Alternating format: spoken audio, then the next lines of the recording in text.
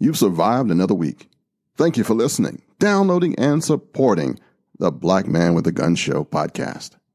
This is episode 599. NRA Secrets Revealed. I want this to be more than a slam fest. I want this to be a group discussion. It was kind of tough. I got Michael as the man on the street, sharing some of his observations and the things that he's heard on social media about the National Rifle Association. He's going to pose his perspectives and his observations and opinions. And then I have a conversation with Willis Lee, U.S. Army Lieutenant Colonel retired, a member of the National Rifle Association's Board of Directors, talking about what the NRA is doing. This is definitely going to be part one of our conversation because I'm going to have Mr. Lee and a couple of people all talking at the same time to each other in a future episode. But this is just to start our group discussion.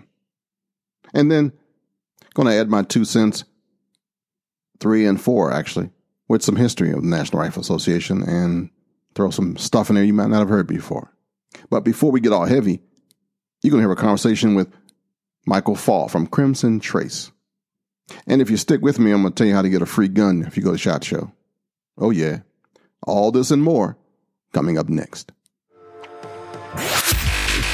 BlackManWithAGun.com, Ken Blanchard's Pro Gun Podcast.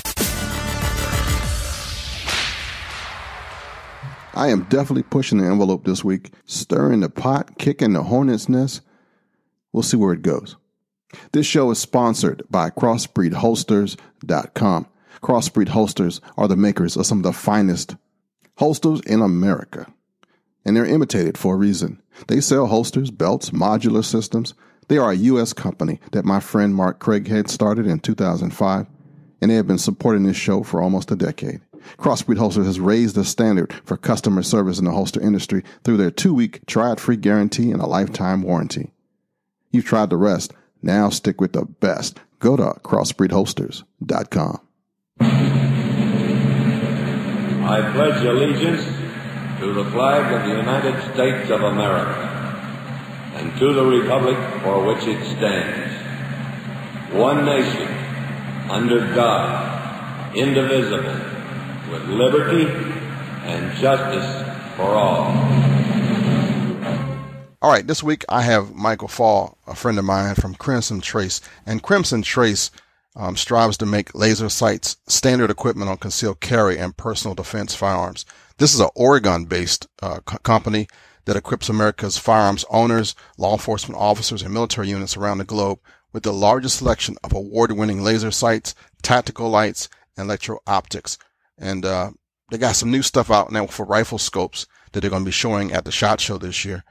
Crimson Trace is notorious, is a good word, for the stuff that you must have on a firearm if you're going to do something for self-defense.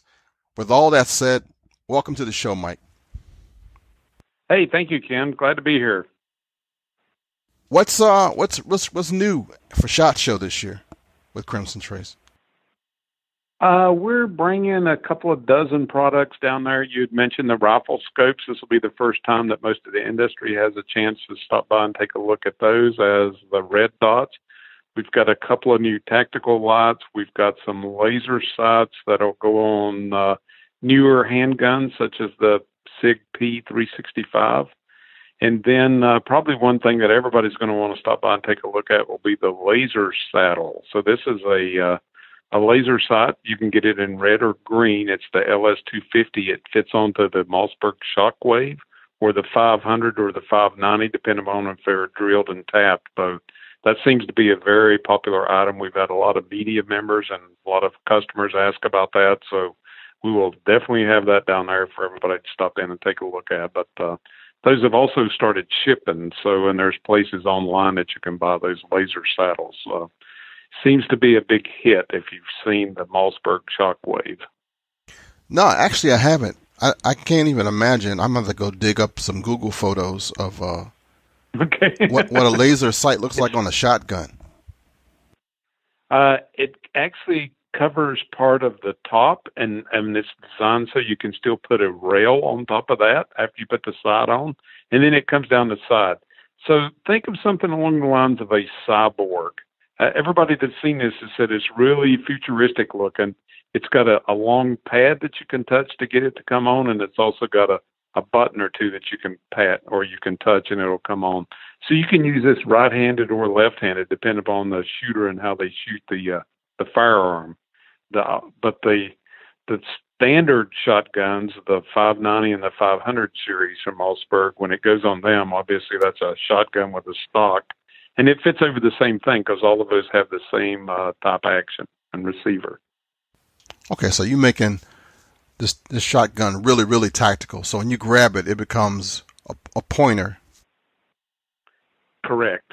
So it tells you exactly where the muzzle and where the shot is going. Oh, I like that. Hey, why did we take so long to figure that one out? That was a no-brainer.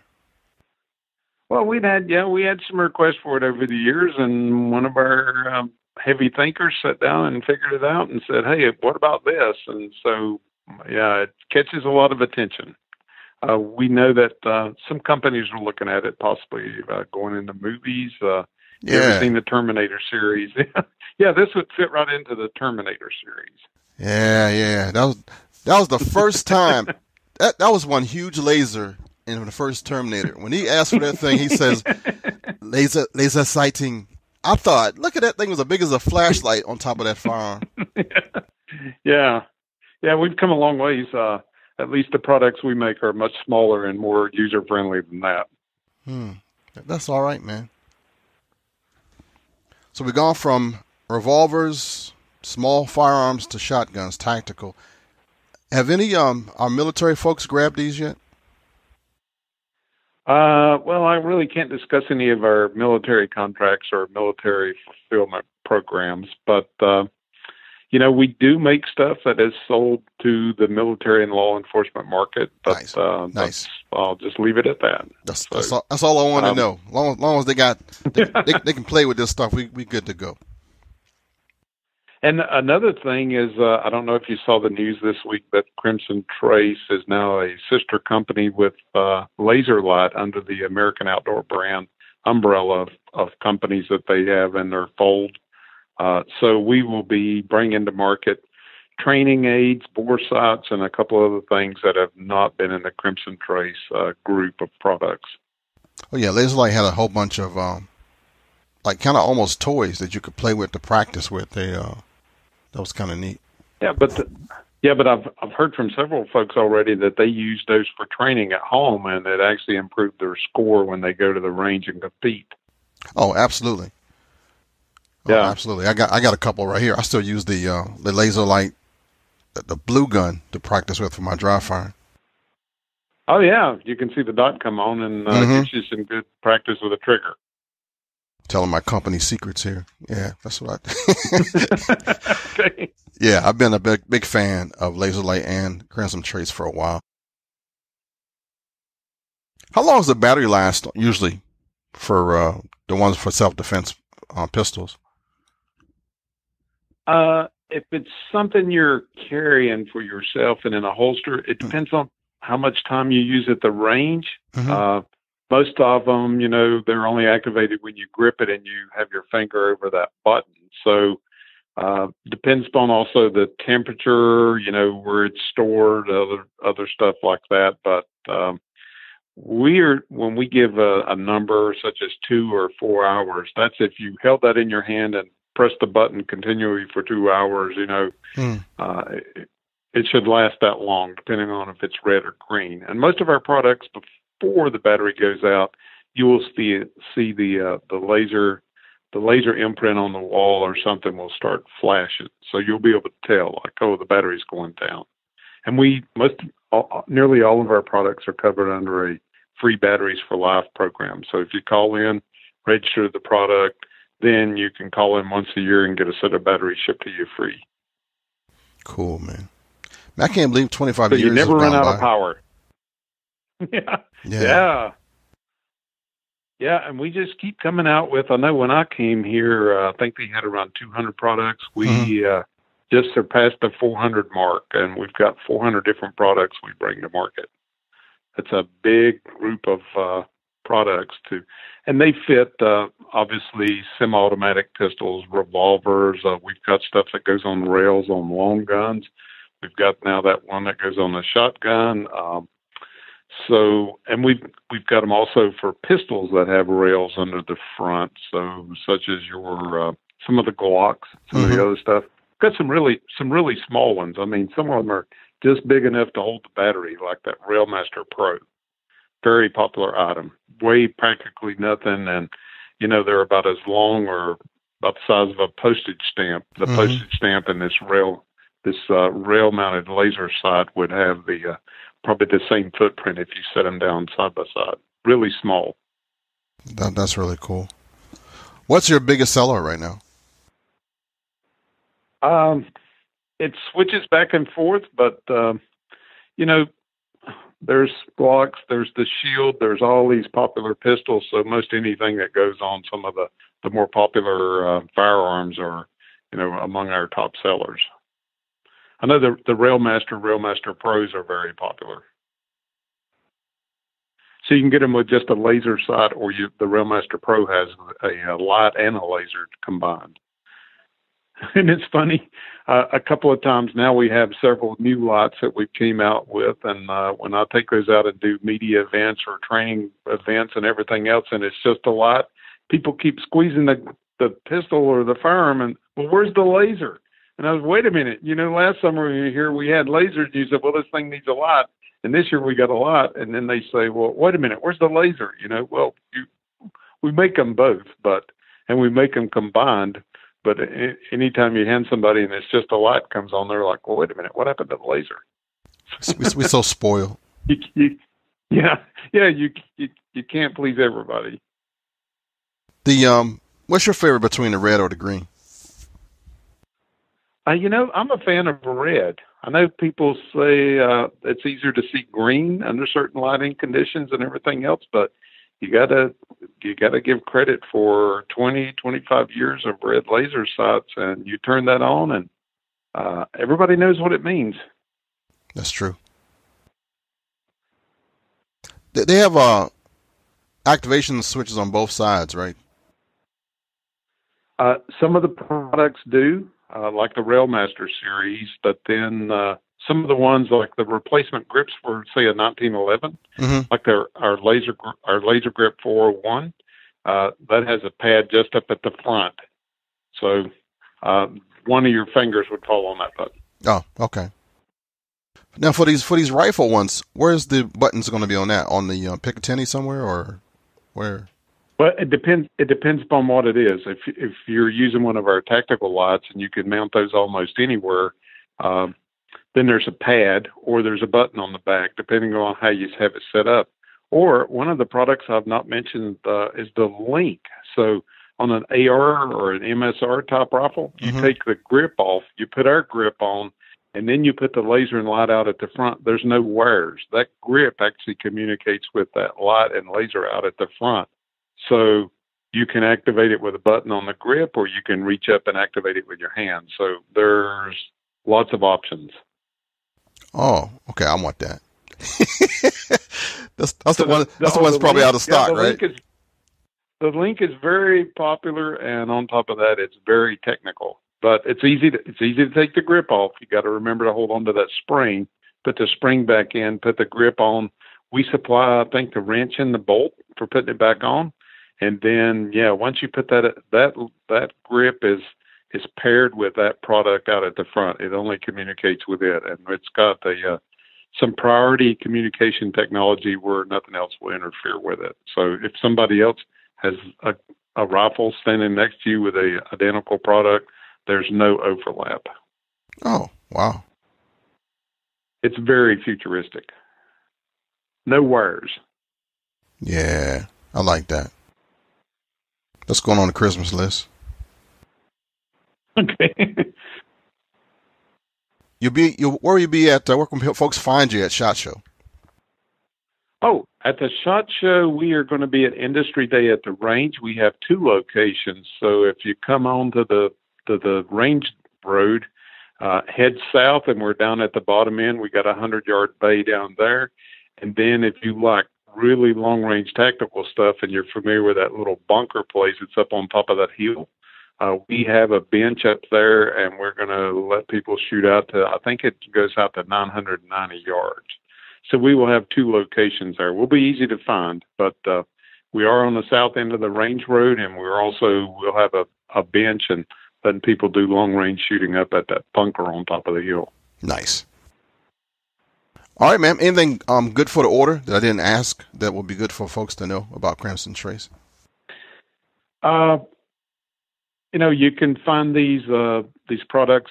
If you can't find it at a dealer or you can't find it online, always go to our website, www.crimsontrace.com, because we also have an online store. So we provide everything on there. And it's a good place to go on and get an idea about products too, because, some websites are really cramped for space and they don't put all the details on there. We put all the details and cover battery information. We've got manuals online. We've got videos online, everything on there in the store to help you make a selection. All right, man. Well, I appreciate you being a guest on the show, and I look forward. I won't make SHOT Show this year, but I got a couple of friends that listen and are part of the show that will be out there, so they'll check you out, I'm sure. Yep. Tell them to stop by. Will do, my man, and thank you so much. All right. Thank you, Ken. All right. Need some ammo? Check out ammo.com. It's your best source for ammunition online. The shipping is fast, the customer service is good, and they sell name brands you can trust. Ammo.com. And if you like saving money as much as I do, use the link ammo.com/Black Man with a Gun. How cool is that?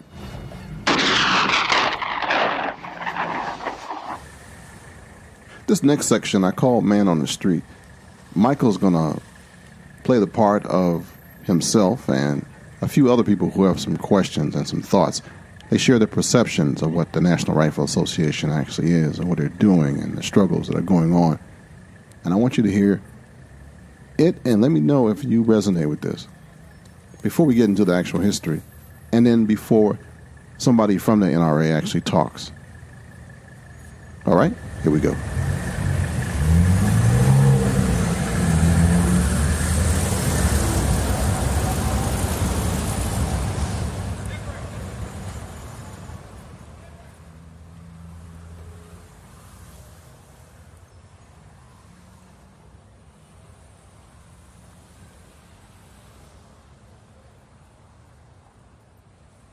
Mike, have at it, Doc. For the past couple months, there's been a lot of talk about the NRA.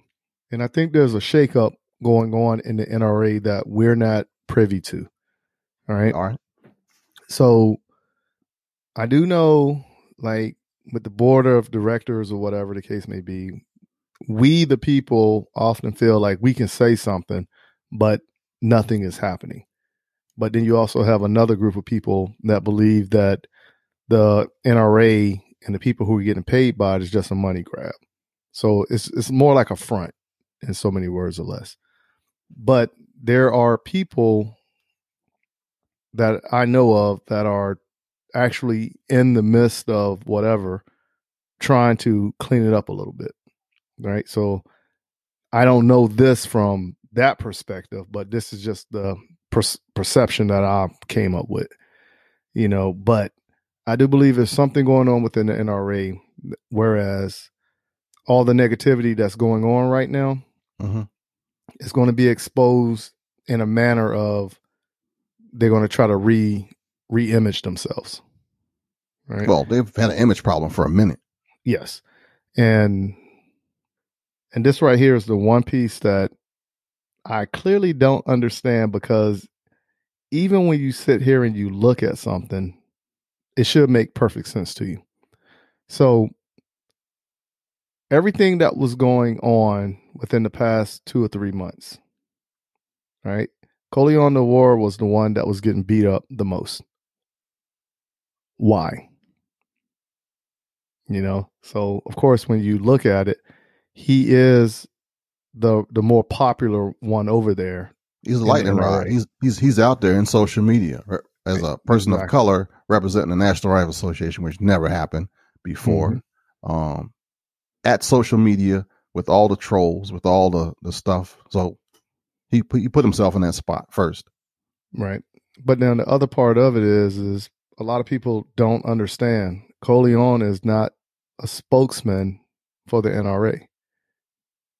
Dana is the spokesperson for the NRA. So everybody's attacking Corleone Noir, but why they're not saying anything to Dana? Okay, what did Dana do? Nothing. She didn't do anything. I'm just saying, like, you have to understand how the platform works. Oh, okay. Right? Yeah. So basically, if you have a problem in your district, you're not going to complain to the guy at 7-Eleven or Circle K. Oh, right. Yeah, you're going to take it to your congressman and senator for something to happen to correct whatever the problem may be, right? So like in this same instance, everybody is beating up Corleone for whatever reason when, if anything, they should have direct their concerns to Dana and let her address it, because that's pretty much her job. Man, everybody's afraid. They don't, the leaders of the NRA, they're not even on social media, so you don't even get to see them jokers. To like, Dana is a tough act. She is tough. She can hold her own. So by all means, like I said, if anybody want to bring that smoke to her, I would say just be prepared. And that's probably why they ain't messing with her then. Exactly. They don't want to get burnt. So you pick on somebody who's going to be diplomatic and stuff. That's where it's at.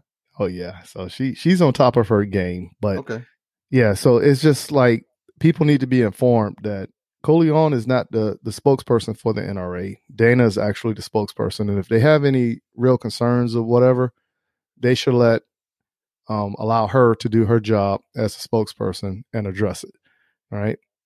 Because you have to understand, Corleone is just a working entity at the NRA. You know what I'm saying? And I'm pretty sure his contract says a lot of things he can say and what he can't say.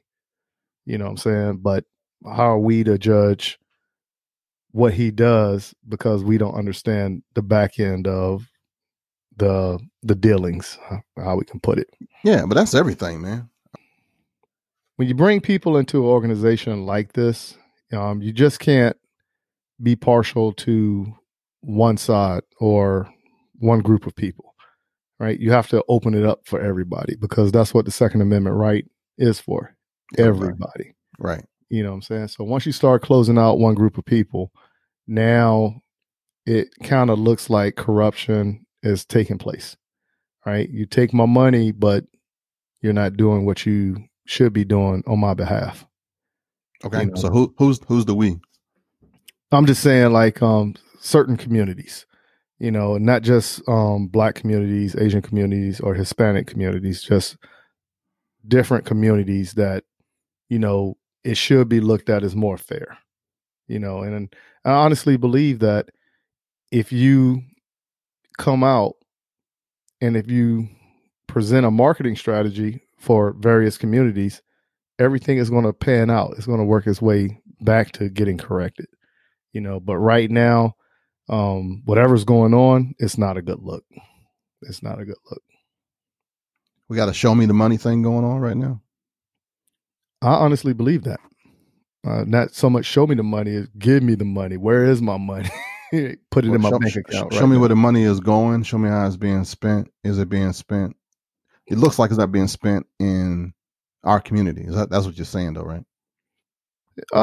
In so many words, right, correct. But I also believe, like I said, if you're more transparent, you're going to have more clarity about day-to-day actions about everything.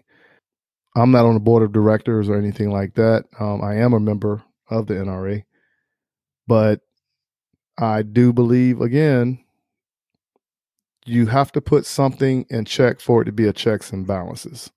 So you have to understand how the ILA works in conjunction with everything else, right? So now, is your words actually being heard? Stuff that you have a issue with or a concern you have, right? Okay, so now we talk about people getting elected to certain positions or whatever the case may be. why isn't this transpiring? Because if the vote is how it's supposed to be, and they got so many members or whatever case, like, let's kind of put it in perspective, But bottom line is, I think there needs to be new blood in everything to correct the matter, because right now it's not a good look overall. Okay, so from your viewpoint, from what you've seen in the last 2 or 3 months, what's going down? I can honestly say I've seen a lot of swagger jacking going on. Wow, that's a new word for me. Oh man, that was like from back in the early 90s. But yeah, there's been a lot of swagger jacking going on. Whereas, as we talked about earlier, one person had a couple ideas and a great involvement piece going on with the NRA, but however it turns out is more like you hear the NRA using the words and the plan, but you don't see that person who came up with this in the mix, Oh, that's not new. That's been going on forever and a day. No, what's really funny is that when you try to tell somebody, they think they're different, or they're going to make something happen that hasn't happened 20 years ago or 30 years ago. Like, it's like somebody just smoking crack. Well, I'm not going to get addicted. And you're trying your best to tell them, if you take a hit, man, it's over. You're going to be addicted. Nah, they don't want to hear it from you. So when you tell them how organizations are, how people who haven't changed, they're still the same people in power, how they treated you, why do you think it's going to be different? I think the next annual meeting for the NRA, it's going to be very interesting to see how this is going to pan out. How many people are not going to be members, or how many people are going to let their memberships lapse? How many businesses are going to pull away, or are more businesses going to come aboard? So like I said, I think the next annual meeting is going to be pretty interesting from a Man, this happens every time. Every year is exactly the same thing. There is no change. It's a never-ending story. It's the exact same thing over and over again. There becomes a coup. There are people who want to be on the board who don't vote, or they're not members. They're not life members. They get down to the weeds of how long their membership is, whether they're 5-year members or whatever they're members. They don't have the power to vote. Storm them out of here. And then you look at the numbers, and your membership doesn't have a race thing on there. And then if you look at social media, everybody's hollering about, I ain't joining the NRA. So when you have that, and then you wonder why nobody's paying you any attention, you're not a member. You're not a dues paying life member. You ain't got no vote. You got to vote for. You just joined to come into the NRA meeting that day. You got squat. So nobody listens to you unless your money is not talking. So it's all about that too. So it's a small number of us. We'll go to the show, but we're not doing that much. So nothing changes. Mm-hmm. Like I said, I think 2019 and 2020 is going to be pretty interesting. Overall, it's going to be pretty interesting. Yeah, your money got to talk. I mean, you got to actually, like, if you had a company, say you owned, like, you got to own your own clothing line, because you'd be modeling everybody else's stuff. You got to get your own clothes. Mm-hmm. And for tall guys, it'd be like the tall tactical dudes clothing wear. And then after you're making, $1 million a year, because all them tall dudes is wearing your clothes, you'll probably have a booth, and you got like followers and there's people wearing your stuff. Then you might actually get called to be on the board, because you got like corporate, stuff behind you. Now you're important. But if you just Joe Hunter, Joe competition shooter, and you got like 3 likes on your Instagram and 50 people on Twitter, most of them like relatives, ain't nobody paying you no attention. You got to be an influencer to make any change. And then once you have, like, say you got like thousands of people that follow your stuff, then it just depends on whether the influence that you have is connected to money. Mm-hmm. So if you always asking for money, you ain't there. Right. But if you have the followers and the money, if you're a Kardashian or you got bank account, it's a whole different ballgame. Mm-hmm. And most of us, like, I can't name one guy, so maybe Karl Malone. Who else? Yeah, just like one or two people that either have a business, have some clout from something else that people respond to. I'd be a hero among the people, the broke people, not the people who own businesses, not the people who can.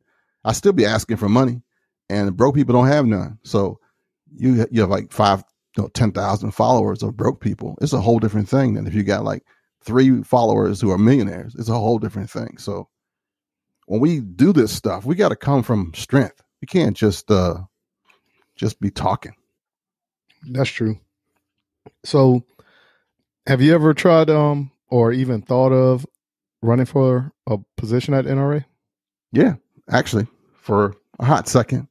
I am still a member of their training committee. Mm-hmm. Once a year, whenever they usually come to Arlington, I usually take off work and sit in the meetings of the urban affairs or the training committee or the outreach committee, whatever they change it, and listen and help and vote and voice my opinion and hear my stuff either go on the record or out the window. It just depends at the moment. I got quieter as time has gone on because I was on fire, man, back in the 90s. I was saying some crazy stuff, which I hear now. I mean, I hear everybody else saying the same stuff I said then, and I just smile like, good luck with that. So now, do you think you're a run for a board position or anything within the NRA? No, right now doesn't do anything for me. Mm-hmm. Yeah, I think if you was to do it, I think you'll have a large backing behind you. But again, it wouldn't. I'd rather be the guy out in the wilderness, man, shouting, "Repent, for the kingdom of heaven is at hand." I'd rather be that. I'd rather be that dude. I'd rather be that dude to do with the robes, man, and they can get you. They can get you there. No, I know what you mean. Now that I'm really getting my feet wet, and even though you saying like, yeah, this is happening over and over and over again, I'm on lap number 1 right now. So like I said, it's just pretty interesting to sit back and watch and observe. In order for a real change to happen, there has to be sacrifice. And what's going on in today's society, nobody's willing to sacrifice. It costs money, dude. Yeah, exactly. Nobody wants to spend money. This is how we work here. We only work to fix stuff that we're going to use. And if it's not your neighborhood, then I ain't going over there. If they can't help me in votes, they can't help me look better, smell better, run better, whatever. There's no benefit for me as a politician or a rich cat. Why give my money away? We got a capitalist society. If it's not going to benefit me, why should I help them? And just put it on a bigger scale. It's in everything we do. Mm-hmm. So you got the folks who are in the middle who say, hey, rich people, give me your money so we can help the poor people. And they go, oh, yeah, be right back. And you don't see them. And that's our organizations are exactly the same way. So you got if 80% of the membership of in is doing this, and only 20% of the membership lives in this other side, but they're not contributing, not in their bankroll, not doing anything that they need to do. They just play nice. They just pay lip service, and that's what you get. Now, I'm quite sure that the majority of the listeners of this podcast are National Rifle Association members. But if you are not, and you have had reservations, I want to ask you to respond. How do you feel? What do you think of what's going on? Let me know in the show notes. I'm trying to make this a group discussion, even though it's a one-sided podcast right now. Okay? The views and opinions expressed on this episode of The Black Man with a Gun Show are those of the host, mine in particular, and do not necessarily reflect the position of our sponsors or Patreon supporters. Any content provided by the host is our opinion and are not intended to malign any group, organization, club, company, individual, anyone, or anything. NRA Secrets Revealed. The National Rifle Association was founded in 1871 by National Guard and retired Army officers in New York who vowed to, quote, promote rifle practice and improve marksmanship. The first president, Civil War General Ambrose Burnside, had seen too many Union soldiers who couldn't shoot straight. For generations thereafter, the NRA focused on shooting, hunting, and conservation, and nobody called it a gun lobby back then. The turmoil of the 1960s, with assassination, street violence, riots, made Congress pass the Gun Control Act of 1968, the first major piece of gun legislation since the New Deal. Supporters of gun control originally included California Governor Ronald Reagan, who worried about the heavily armed black presence, also known as the Panthers in his area. The NRA didn't like the 1968 law, viewing it as overly restrictive, but it also didn't see it as a slide toward tyranny either. Back then, the top NRA officer, a guy by the name of Franklin Orth, wrote in the association's publication, American Rifleman, that, quote, the measure as a whole appears to be one that the sportsmen of America can live with, end quote. The key word here is sportsman. In 1972, a new federal agency charged with enforcing the gun laws came into being. You know it as the Bureau of Alcohol, Tobacco, and Firearms. Lawmakers raged against the terror of cheap handguns, a racist term also known as Saturday night specials. It was in this time period that a guy by the name of Neal Knox rose to prominence. Clifford Neal Knox, born in Oklahoma, raised in Texas, started out as a newspaper reporter and editor before founding, at the age of 30, Gun Week magazine. He wanted to roll back gun laws, even the ones that restricted the sale of machine guns. He believed that gun control laws threatened basic American freedoms. He thought this to be the bologna slice that ended up with total disarmament. In the second half of the 1970s, the NRA faced a crossroads. Would it remain an establishment institution partnering with such mainstream entities as the Ford Foundation and focusing on shooting competitions, or would it roll up its sleeves and fight hammer and tongs against the gun control advocates, or flee to the Mountain West? The latter was appealing, and the NRA leadership decided to move the headquarters to Colorado and also spend $30 million to build a recreational facility in New Mexico called National Outdoor Center. The moderates felt rejected by both the NRA hardliners and the Washington elite. Neal Knox was a spearhead. His was a grassroots movement within the National Rifle Association. The solution was to use the membership to make changes. The bylaws of the NRA gave members power on the convention floor to vote for changes in the NRA governing structure. The annual meeting then was in Cincinnati, and Knox read the group's demands, 15 of them, including one that would give the NRA the right to pick the executive vice president rather than letting the NRA's board decide. The coup took hours to accomplish. Joe Tartaro, now of the Second Amendment Foundation, a rebel, remembers the evening as, quote, electric. The hall's vending machines ran out of sodas. By 3:30 in the morning, the NRA had a whole new look. Gone were the old guard officers, including Maxwell Rich, the ousted executive vice president. The members replaced him with the ideological soulmate of Knox named Harlon Carter. Carter, a longtime NRA board member, had arrived in Washington in 1975 as founding director of the new NRA lobbying unit, known as the Institute for Legislative Action. His pugnacious reproach, which rankled the old guard, was captured in a letter he wrote to the entire NRA membership to discuss the fight in Congress over gun control. We can win it on a simple concept, he said. No compromise, no gun legislation. He had a shaved head, quote, called a bullet head in one description, and vaguely resembled Nikita Khrushchev. A former U.S. Border Patrol agent and chief, Carter was an outstanding marksman who racked up scores of national shooting records. 4 years into his tenure, he would acknowledge that, as a 17-year-old, he shot and killed another youth, claiming self-defense. He was convicted of murder, but the verdict was overturned on appeal. Within months, thanks to Carter, Knox was working in NRA headquarters, running Carter's old lobbying unit, and Carter made clear in an interview with the Washington Post that the NRA wouldn't be relocating to Colorado. This is where the action is, Carter said. Over the next few years, NRA membership tripled. With the presidential election of Reagan, the energized activists went on the offensive, hoping to roll back the 1968 gun control laws and, in the process, abolish the ATF. John Aquilino, who became the top NRA spokesman, remembers those days as great fun. He said, "We are a bunch of 25-year-olds and we created the whole grassroots lobbying concept." A quick side note here, I'm going to get to the part where I show up.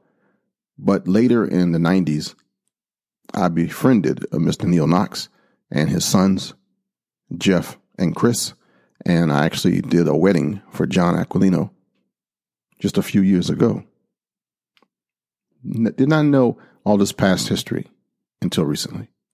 And Joe Tartaro, known as the rebel in this story, is one of the strong points and the writers of the Second Amendment Foundation.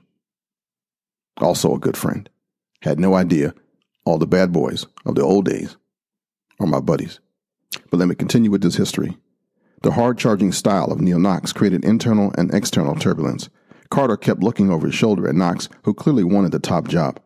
On Capitol Hill, lawmakers chafed at NRA pressure. Senator Bob Dole complained of the NRA. One day in 1982, Knox came to work and discovered that he'd been locked out.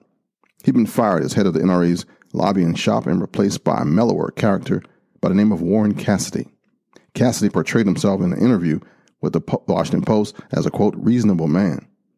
There have been lobbyists at the NRA whose zeal has occasionally gotten in the way of their common sense, he said. According to my buddy Jeff Knox, he says that they felt Dad was too extreme and too uncompromising, and they could get more mileage with honey than vinegar. So Harlon pulled the rug out from under him. It was hugely painful, and they were best of friends. Jeff says that Dad showed up for work in the morning and there was a security guard with his boxes of stuff at the front door, and he wasn't allowed back into the building. Neal Knox hovered around the organization. He managed to get elected to the board in 1983, only to be expelled a year later. Carter, meanwhile, retired in 1985.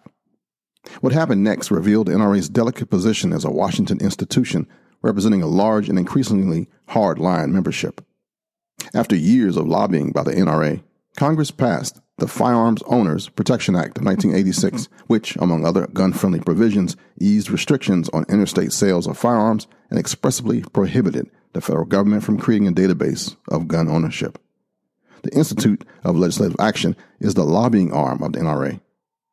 It's committed to preserving the right of all law-abiding individuals to purchase, possess, and use firearms for legitimate purposes as guaranteed by the Second Amendment to the U.S. Constitution. A lot of money goes to the ILA. Money for correspondence, communications, and to influence politicians financially. Not sure the date of my data here, but it says that on one of their election cycles, the NRA spent about $20 million on federal election campaigns. And this data came from opensecrets.org. Don't know how valid that is. It has also endowed a professorship at George Mason University. But let's get back to 1986. In 86, the NRA and millions of gun owners nationwide applauded as the Firearms Protection Act was signed into law by President Ronald Reagan. ILA worked for more than a decade to secure passage of that historic legislation to reform the Gun Control Act of 1968. A huge NRA triumph, the media declared. Some lawmakers said off the record that they would have voted against the act, but feared retaliation from the gun lobby. And yet the Second Amendment fundamentalists were furious. The NRA endorsed the act, even though it included a last-minute amendment pushed by gun control advocates that further tightened the restrictions on machine guns. The hardliners like Knox feared that the NRA had gone wobbly. Membership declined. Knox blamed the organization's financial and membership problems on Cassidy and a general compromising of wimpiness. Cassidy shot back in the press. Neal is unhappy about everything about an NRA that can function without Neal Knox. Neal believes that the sun does not rise unless he permits it and does not set unless he permits it. Knox, though, wasn't going away. The NRA made a comeback in part because of the Brady Handgun Violence Prevention Act. The gun control effort, named for White House Press Secretary James Brady, who was wounded in 1981 assassination attempt on Reagan, called for a 7-day waiting period on gun purchases and a background check on the purchaser. What if they had the Brady Bill 150 years ago? What if they had to wait 7 days to get their rifles to come to the Alamo and fight? And NRA Vice President Robert Corbin said to a thunderous applause at the annual meeting in 1991 in San Antonio, Texas. The membership once again shoved the NRA to the right, electing dissidents to the board, including the editor of Soldier of Fortune magazine, also a friend. Among the new board members was a familiar face, Neal Knox. The organization had a new executive vice president as well, his name Wayne LaPierre, who knew the organization inside and out from years in the lobbying shop. LaPierre, then 41, had been a PhD student in political science at Boston University, with political skills smooth enough to land a job offer after college with Tip O'Neill, the legendary liberal House Speaker from Massachusetts. Instead, LaPierre gravitated toward the lobbying world and in 1978 was hired by Knox as an NRA lobbyist. He helped write the gun-friendly 1986 legislation, and he maintained an unwavering stance on the Second Amendment. The NRA flourished under LaPierre's leadership as Bill Clinton ascended to the presidency. Some 600,000 people joined the NRA, according to LaPierre's tally. He appointed a Knox ally, Tanya Metaksa, as head of the NRA lobbying unit called ILA. I came in around this time, new to this whole NRA thing, oblivious to the history, the struggles, the personalities. In 1986, I created a business called African American Arms and Instruction Incorporated, a firearms training business. In 1991, I began as a gun rights activist. I started the 10th Cavalry Gun Club in Maryland. I worked with the National Rifle Association and many state groups to change concealed carry laws nationally. I traveled and testified before state houses in Virginia, Texas, South Carolina, Michigan, Wisconsin, and Maryland, and the NRA paid for that. I was celebrated for bringing the Eddie Eagle Child Safety Program to a large number of people in the Washington, D.C. area. I was a reviewer and editor of the Refuse to be a Victim program when it first came out. I actually received the Harlon Carter Award for Civil Rights Activism by the NRA, presented to me in 1991 by Tanya Metaksa and Charlton Heston. Within the sound of my voice, to hear and to heed, and especially for you, Mr. Gore. From my cold, dead hands. When I was backstage before he did this, and before I received my award, we got a chance to talk, and I have a huge amount of respect for this guy. And he used to send me Christmas cards, which I thought was amazing. Yeah, I feel like Forrest Gump sometimes. But let me get back to the history. The 10th Cavalry Gun Club was the first group brought into the new NRA range in Fairfax, Virginia. They closed it down one Saturday and had us have fun all by ourselves in there, courtesy of ILA. In 1999, I published a book, you might have heard of it, called Black Man with a Gun, Responsible Gun Owner's Guide for African Americans.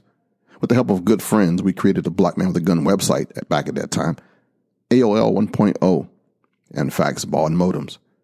And the title paid homage to the first and only book about guns and black people that I knew about when I started, called Negroes and Guns by Robert F. Williams. The only other black guy that I saw at board of director meetings was a man by the name of Roy Ennis. He wasn't that welcoming in the beginning. I did meet Dr. Robert Cottrell, but this was before I was comfortable wearing a suit and attending all these functions. This was the era when LaPierre first got started, and he knew exactly what to say to satisfy the hardliners. Back then, he was quoted as saying, "Good, honest Americans stand divided, driven apart by a force that dwarfs any political power or social tyrant that ever before existed on this planet, and it's called the American media." Blaming the media was a good tactic back then. I think folks are still trying to use that now. Democrats in Congress and some Republican allies passed an assault weapons ban in 1994, and that fired up the NRA base. The NRA's rhetoric grew harsher. Out on the political fringe, the militia movement grew in influence as anti-government activists warned of black helicopters carrying federal agents dressed like ninjas. The militants cited the 1992 shooting deaths of 2 civilians in a federal raid at Ruby Ridge, Idaho, and the 1993 siege by federal agents of a religious sect compound in Waco, Texas, that culminated in a fire that killed 76 people. I was a federal law enforcement agent at the time, so that stuff had a different feel to me. Everything seemed to be going the NRA's way in the aftermath of the 1994 midterm election when Democrats were drummed from the House en masse. But then came Oklahoma City. Timothy McVeigh, back in April of 1995, bombed the federal building, killing 168 people, including 19 children in the daycare center. And although the NRA had nothing to do with the terrorist attack, the association's hardcore anti-government rhetoric drew national attention. News reports focused on the fundraising letter signed by LaPierre and sent to NRA members before the bombing that said that the new assault weapons ban gave jackbooted government thugs more power to take away our constitutional rights, break in our doors, seize our guns, destroy our property, and even injure and kill us. Even staunch NRA members began to get queasy on that one. Former President George H.W. Bush resigned his NRA membership, you may remember. Former NRA President Richard Riley, who headed the association from 90 to 92, told the Washington Post at the time, "We were akin to the Boy Scouts of America, and now we're cast with the Nazis, the skinheads, and the Ku Klux Klan." If you look at really old black and white movies, you'll see that the NRA came up as a sponsor in some of the stuff for old war movies. Around the 90s, though, it took a turn. How folks think about it now started then. So if you're born in the 90s, or maybe just a little bit before that, I can see where you got your negative stuff from. LaPierre apologized for having used language that he said was wrongly interpreted as a broad attack on federal agents. Yeah, I made sure that was known. And he began to maneuver behind the scenes to keep the NRA from turning into a fringe organization. At the 1997 annual meeting in Seattle, Knox ran for the office of first vice president, a position that would put him in line of succession to become president of the NRA.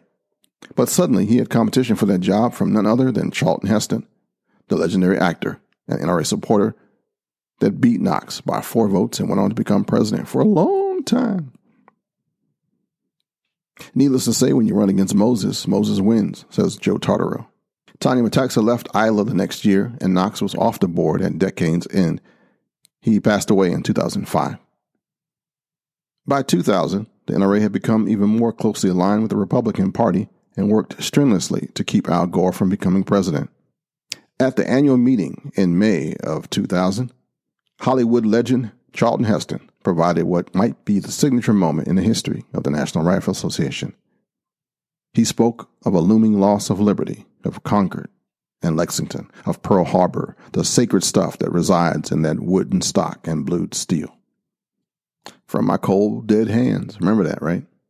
Had Gore managed to carry Arkansas or West Virginia, states full of gun-toting Democrats, or his home state of Tennessee, he would have become president, even without any favorable recounts of votes in Florida. The next spring, citing the election results, Fortune magazine ranked the NRA as the most powerful lobbying group in Washington, surpassing even AARP. The paradox for the NRA is that it gained strength when under assault. During the 2000s, with gun control now largely off the table, the NRA membership leveled off. In 2004, the assault weapons ban expired. In 2008, the Supreme Court ruled in a 5-4 vote that the Second Amendment establishes an individual's right to own a firearm.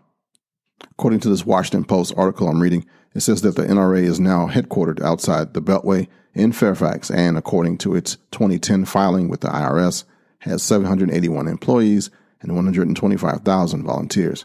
Annual revenue tops $200 million. It's a tax-exempt, quote, social welfare organization with the self-described mission to protect and defend the U.S. Constitution, to promote public safety, law and order, and the national defense. This is some old data, but I got it where it says LaPierre received $960,000 in compensation from the NRA and related organizations, according to 2010 documents. Kane B. Robinson, executive director of general operations, was paid more than $1 million. Chris Cox, head of the ILA, made $666,000. President David Keene, a longtime conservative activist who was elected in 2011, is unpaid, according to this. MarylandShallIssue.org. It's an all-volunteer, nonpartisan organization dedicated to the preservation and advancement of gun owners' rights in Maryland. It seeks to educate the community about the right of self-protection, the safe handling of firearms, and the responsibility that goes with carrying a firearm in public. MarylandShallIssue.org. This is the group, your group, the grassroots group in the state of Maryland.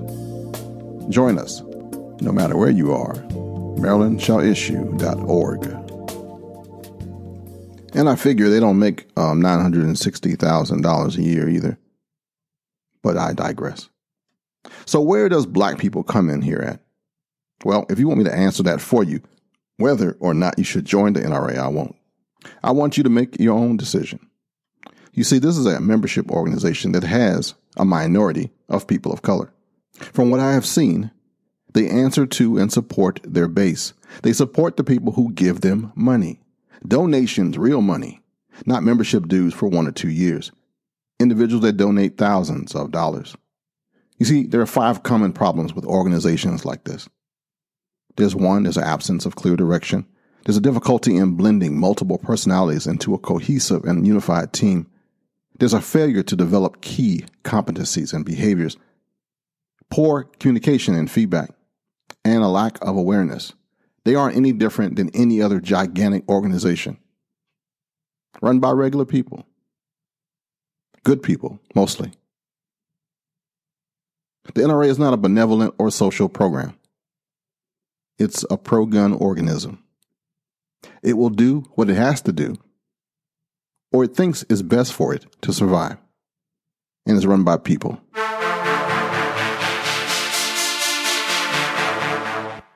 I'm hoping that you picked out through my little history story that I've been in this fight a minute, and I've come not full circle, but I've woven my way around into an understanding that not all things are as they appear, and that people are the most important asset we have. One of the good guys that volunteered to come on the show to represent the National Rifle Association is going to be a good friend of mine soon as we do a face-to-face. His name is Willis Lee. The guy is all right, as is what he's trying to do. Hear me out before we close for this week. Willis Lee with me. He is Lieutenant Colonel retired. He is a member of the National Rifle Association. He's a benefactor life member. He serves on 5 NRA committees. More importantly, he's a part of what used to be called Urban Affairs. It's now our outreach. And I say our because I'm still a life member. He is a combat veteran, a West Point grad, and he's a pretty good guy. We connected on Facebook and on social media like a lot. But I never actually met the guy, but he's a star to me. So with all that being said, Brother Lee, welcome to the show.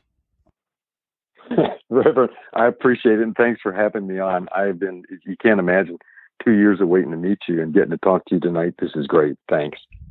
Man, back in, I want to say 2014 maybe, I endorsed you for a run on the board, and I still stand by that now. And I appreciate that. Let me and you will see that posted, I guarantee you. But because you've been setting this up, you haven't seen already. I already stuck out on Facebook and I said something like, "I'm not an excitable person. You just read some of my bio. You can imagine, if people aren't shooting at me, I don't get too excited." But I said, "But I'm about to talk to Ken Blanchard. I'm pretty excited." so I'm glad to be here. From the U.S. Army to a board member of National Rifle Association, in between, you've done some stuff with the with political stuff out in Hawaii. How has that prepared you for what's going down now? This is incredible, especially because of the environment. I'm glad you brought that up, Ken. So right at the end of our Army career, the Army sent us from the Pentagon out to Hawaii, and I retired out there looking for where I was going to go next and wanted to make an impact on people's lives. So I went into politics, became the state party chair out there and a member of the RNC because of the environment. And Hawaii is a very, very liberal state with an overwhelming majority of liberal Democrat legislators in office.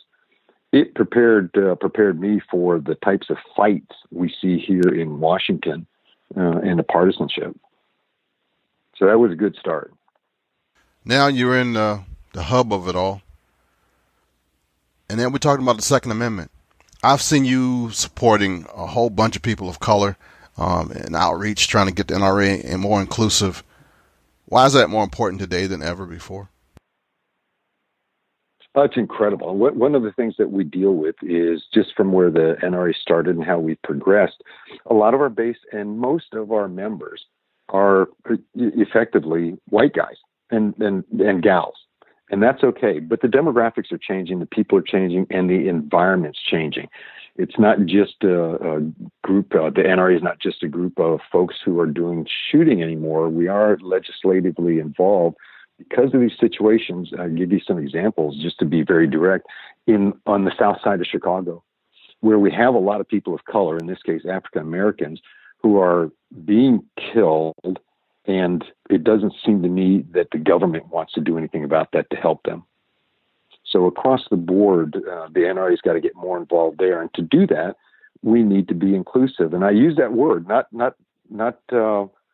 saying that we're not diverse. We are diverse. We're very diverse, but we need to be more inclusive and continue to be more inclusive, or else the NRA and all of the Second Amendment movement goes away. All right, I hear what you're saying. How can we make that happen so that folks can see that we're doing something? It's not just some talk. You know, Ken, this is very much like the world of politics from where I dabble every now and then. People they have to know that you care and you care about them, and it's not just part of a political movement or part of a self-serving type of movement. So we work hard now. I work hard to find folks who are actually doing good Second Amendment work, firearms safety, firearms training in places that you wouldn't expect the NRA to be. And they might be doing it on behalf of the NRA or just on behalf of the local community. And that's what's important, is to find those folks who are out there already doing this because they care about their communities. All right. So you're a member of the outreach. Well, you're not a member. You're leading this thing right now, right? I am the chairman of the NRA Outreach Committee, and Colonel Alan West is the co-chairman. It's a dynamic and exciting committee. One person that we're working with closely, I'll give you an example of doing work in cities. I've got a good friend, Rick Ector, and you know him. You know him well. He's in Detroit, and he does a gun shop in Detroit does a tremendous amount of training. His focus right now is on women self-defense and firearms awareness. And he does this at his own expense. He does all the groundwork to be able to provide women with this service where they can learn about firearms. It's just an incredible example for the rest of the community. Oh yeah. Rick's been doing this thing, man, for a decade now. What's some of the stuff that the NRA is up against as far as public relations? We haven't had the best best voices. You guys are still looking. I mean, there's still some negative stuff about the NRA. How can you fix that? There's without a doubt, there's some that we cause ourselves, but all of our listeners have to understand. Right now, all of these rights in the Bill of Rights depend on the Second Amendment, and that is just our ability to defend ourselves. Everything else falls on that. So the Second Amendment's the linchpin. That's why the liberals, progressives, Democrats want to come at the NRA. We're the people protecting that Second Amendment. A lot of what we're reading and hearing about is manufactured by Bloomberg's tens of millions of dollars, by Steyer's millions of dollars, by Cuomo's lawsuits in New York. So we are under assault. The Democrats want to disarm America, but I also won't say that we haven't at times shot ourselves in the foot. No pun intended. Yeah, I got you. You got to own up for your own mistakes, and folks will exploit you when you do make a mistake and make it seem like it's the worst thing in the world. And rightly so. I mean, we really can't afford to screw up. It is just too important. But sometimes, heck, we're a big organization. We're a lot of people. And sometimes, believe it or not, we make mistakes. What's the purpose of the board of directors for those who are not members of the NRA? Yeah, the board of directors, 76 members of the board for the NRA, elected by membership. And the board itself not only gives strategic guidance and direction for the NRA and all of its functions, but it also, we provide the majority of the manning for the 38 standing committees and 7 other committees. Most of the work of the NRA is done at committee level. So I'll give you an example. At this last board meeting, it was reported out, we went through a lot of changes, and this is it's minutiae stuff, but changes in rules for much of our competitive shooting disciplines. And they've got to go through every rule, all the folks and all the input to decide whether or not a firing line will be moved a foot or 2 feet, what types of accessories can be used on what types of firearms. So it gets pretty tedious. All right. Let's go back to the outreach. What plans you guys got for that? Oh, incredibly so. We've got a dynamic outreach committee. And one of the things we'll do, as an example, coming up in Indianapolis for our annual meeting, is to meet with a lot of the local, and by local it's going to be to Indianapolis, to Illinois, and maybe adjoining states. Folks who are, as I described before, working in their communities to the betterment of the Second Amendment, or folks who are high profile in their communities who have shown a willingness to work with us to be able to bring firearms safety, firearms education into their communities. And we'll have a dinner, meet with them so that we start building relationships with folks who are local to their areas. And that's our next big project. Going forward, though, a lot of it is getting involved in NRA programs like NRA University. We want to be more active with the Eddie Eagle program, want to be more active on high school campuses.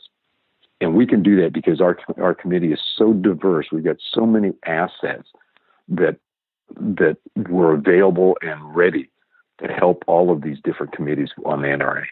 What do you need folks to take away from our conversation here about the NRA that they might not already know? We are stronger and better than we've been. We've got a lot of course corrections that we're making. Folks have seen that the donations were down after we funded a 2016 and 2018 election and a Supreme Court justice fight. But last year, 2018, we ended the year with our highest membership numbers ever. And 2018 was the largest Friends of NRA revenue in the history of the program. So contrary to what we're reading, we're very strong, and we're making corrections on those places where we have weaknesses. So to play the opposite on this thing, why should we start trusting NRA? Why should we start joining, becoming a part of it? Everybody should join the NRA, and they should never lose trust in the NRA. Right now, the only people who can influence legislation and influence elections is the NRA. The NRA is all that stands between you and your Second Amendment rights. It's critical. I'm an advocate for being members of other organizations. I'm also a life member of GOA, SAF, my local state organizations. All of that's important. But the NRA is the ones who can actually move into Congress, pick up the phone, talk to a senator, in some cases talk to the president, and try to influence legislation before it affects our Second Amendment. I am, as you heard when you read through some of my bio, that's my past, but going forward, I'm running for reelection this year to serve for another 3-year term on the NRA board. I think I'm in a good position to do so, moving into leadership positions on outreach and co-chair the Collegiate Programs Committee, being on those other committees, and all of that's important to understand the full picture of the NRA. And I think I have that picture. This fight coming up that we're going to see in this next year, I'm the best suited. So I'm asking your listeners to please give me a look. If you're a life member or a 5-year member, you get your ballot in your magazine next week, look at those bios, give a look. I want to earn your vote. My suggestion is you bullet vote. Vote for one, hopefully me, maybe 3 board members that you know, no more than 5. And that's how you distinguish from all of those others on the page and make sure the ones you want elected get onto the board. But that's my pitch, and I'm looking forward to representing all of our members for another 3 years. All right, man, cool. Still, it's like another question I wish I could ask you, but I'm not sure what I want to ask you. Ain't that crazy? I never had you on my show before. No, but I'm looking forward to being back already. Try this. If any of your listeners want to follow more, my Facebook's Willis Lee NRA, same as my Instagram. I'm on Twitter, but I'm terrible on Twitter. I'd love to have more people teach me how to do that. And my website with the full bio and all these endorsements I'm getting is willislee.com. So did that give you enough time to think of the question? No, but I'm going to put them links up there anyway. It's probably no question. I'm just, dude, I stand with you. I support you like I did before. I'm going to do it again. I know people is what makes things happen, not symbols. It has to be people. People are the power behind everything. It's made our country great, which made everything stand. And if good people don't stand up, then that's what we get. We get stuff happen to us. So I'm supporting your brother Lee, and I'm hoping all NRA members listening to me do the exact same thing. Reverend, I appreciate that. You can't imagine how much I appreciate that, especially coming from you. So thank you very much. God bless you on that. Thanks, your brother. And I'll have you again on here shortly. We're going to probably talk. Well, it's about darn time. I'm glad to hear that. And it is crazy because we're about neighbors. I mean, I'm just across the river, just across the district from you. I know, right? So we're going to make that happen. We'd at least start off with lunch or something. Sounds good to me. All right, Colonel. Man, thank you for being on the show. Thank you for answering my crazy questions. And I will talk to you again soon. And Reverend, I appreciate being here. Thank you. God bless. Good night, all. God bless. All right, that's a wrap for this week. I want to thank you for listening, downloading, and subscribing to the show. I want to know what you thought of my attempt to start a group discussion. We went deep and went long, and I'm hoping that your feelings, you're giving it some thought, some of the stuff that you knew, didn't know, and let me know what you think about the National Rifle Association, about this episode. You can share it by email. You can share it within the app itself, our free app that you can find on iOS and on Google Play. You can share it on our YouTube responses. I'm looking forward to hearing from you. Thanks to Brother Willis Lee and to my friend Michael J. Woodland for being a man on the street. I do believe from the 21st of January to the 25th is the Shooting, Hunting, and Outdoor Trade Show out in Las Vegas. Make sure you check out Antares Alliance and look for Michael out there and Avery Skipalis of Skipalis Tactical Solutions. If you want a free gun, I did mention that in the beginning of the show, right? Yeah. Just remember, I'll pick up your free guns for you, so let me know where you want me to mail them. If you're going to SHOT Show and you're going to Industry Day at the range, make sure you go check out Crimson Trace, say hi to Mike, and ask him about the free gun. Yeah, tell him that you got sent to him by the Black Man with a Gun show. Ask for your free gun at the Crimson Trace booth. Ask for Mike Faw. Mike will know exactly what you're talking about, and it just lets him know that you heard about it on this show. Remember that a house divided cannot stand. I want to thank especially those members of our Patreon community that have been standing and supporting our podcast, supporting our app development, supporting me, your friend and your brother from another mother. Thank you for being a show enough supporter. Show enough supporter? Well, this is what I was trying to say. Are we the meanest? Show enough. Are we the prettiest? Show enough. Are we the baddest mofo low down around this town? Show enough. Are we not the supporters of the Black Man with a Gun? Show enough.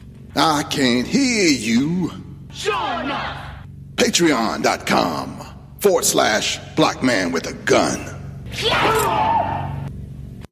Each of us can make a difference. Together, we can make change. Just in case nobody told you this today, I love you, and there's not a damn thing you can do about it. Until next time. Shalom, baby. time, friends. To keep in touch with Ken and his cause, head over to blackmanwithagun.com.